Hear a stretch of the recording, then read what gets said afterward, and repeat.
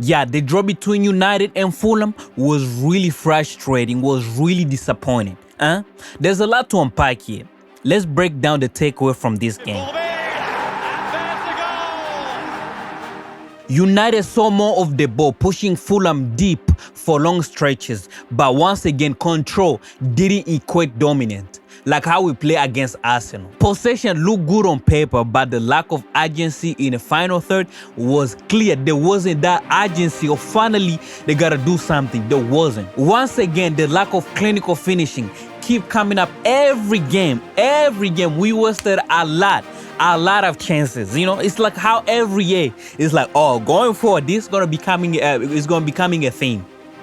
I don't want that to happen. I think like we need patience, but sometimes patience, we're a thing. The hesitant and the poor finishing kept Fulham alive. Until that improve, point gonna keep slipping away. The last game we lost to Arsenal, I wasn't really mad like we lost the game. I was actually happy seeing how we played that game. I'm mad at this game. We didn't lose, but like how we play poor. There wasn't that urgency in the final third, And why didn't start Shesko?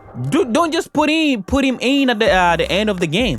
Because we seen how he played. There wasn't really that threat. He really didn't do nothing. I'm going to give credit to Fulham. They didn't just sit back and let United press. They pressed at the right moment, made United defense look uncomfortable.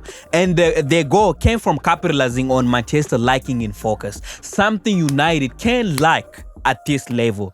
United can lack the focus at this level. Altabandia made some good save, but also looked shaky under the pressure. The uncertainty around United #1 spot keep continuing. Every mistake feel magnified. And lastly, we're going to talk about Amorim. Why is he playing Bruno as number 8? Bruno has been playing since last year. He's been playing number 10, and that's why he was creating those chances and end up with those goals he did last year. It was for the same reason. And also, why are we having only the #1 penalty taker at the team? We have all these other players. Why can't we have 2? Because we can't just rely on one person every game. If we keep doing that, we're gonna encounter this same type of situation every time. We need to have more than one penalty taker in our team. We know Bruno Fernandes, he can score penalty and he can score under the pressure. But just imagine again, if it was another person taking that penalty, it would have been a different story. Why can't we have more than one person? The Amorim idea are showing, the pressing high, moving the ball quicker, but execution is still lacking. The fundamental is there, but unless the team, if they sharpen up, the season could turn around. And also, I'm not going to end this video without giving flout to Lenny Oro.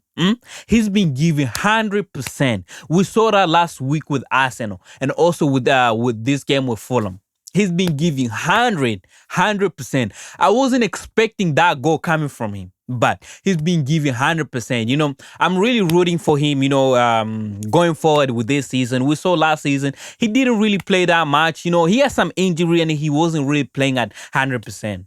I'm really rooting for him, to see how he's gonna perform for the rest of the season. That was my take for these. That was my take from this game. What are your take, guys? What are your expectations going into this season? Do you think Amorim tactic are really, playing out like how you guys was expecting it from last game with Arsenal and into this game? Comment down below, guys, and I'll see you in my next video. And stay safe out there.